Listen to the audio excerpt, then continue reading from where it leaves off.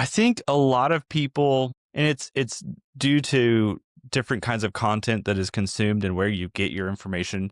There's a sector of people who make mead and they think it's a 1 to 2 week thing, and then they try and bottle it, and then they ended up in some sort of problem because they've learned maybe a process that wasn't super sound. So there's that side of things. That's a mistake.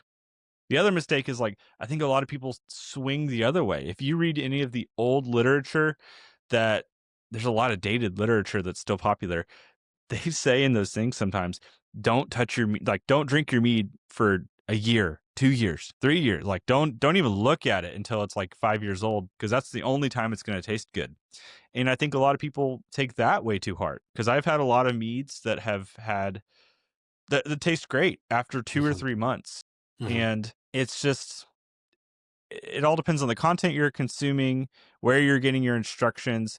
But age does make a difference. You definitely want to lean towards the longer side, but you don't have to wait a year to 5 years to drink your stuff. It will taste better, but there's a bell curve of when your mead will actually go down in taste quality. And Mm, it's that makes sense. it's kind of like wine. We assume that all wine is going to age perfectly, and that that 25-year-old vintage is going to be fantastic, but that's not always true. It's all how you store it and the process and those things.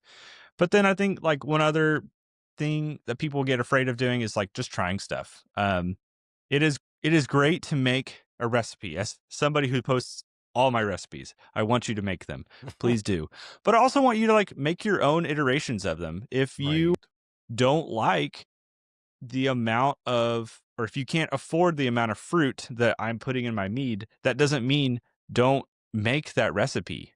Just know that you're going to have a little bit of a different product. So, like, Mhm. don't let a recipe scare you off. Also be creative and try things, because that's the only way you're going to develop your taste buds, is by, like, trying new things. That's very true. You know, yeah, yeah.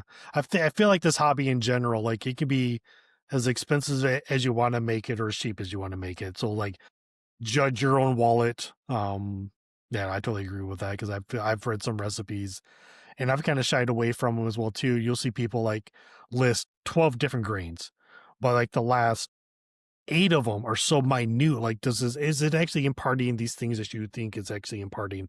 I don't have the Yeah. tongue for it if it is picking up that very small stuff. Now, I can pick up if somebody uses, I think it's called black pence. It's a very dark black malt, and I can taste it. It is very astringent. It dries on my tongue Interesting. instantly, and I don't care how much you put into it. I get it Eh, just like that. huh. Now, black malt, which is slightly different than black pence, that I can't pick up. And I know it just makes your beer just darker. So if you want a really dark stout, you add just a little bit of it, and it'd be black as your t-shirt. Yeah. Yeah, that is one thing I would love to improve on for my own brewing. It's not mead related, but with beer. As I'm getting more into beer brewing, one, learning about the styles. Yeah. There's like 50 or 60 different beer styles that you have to more so understand. That is chaotic to me. But Yes. then also understanding, like I recently was able to win a bag of oh my gosh, what kind of malt was it? I just blanked. Golden Promise malt.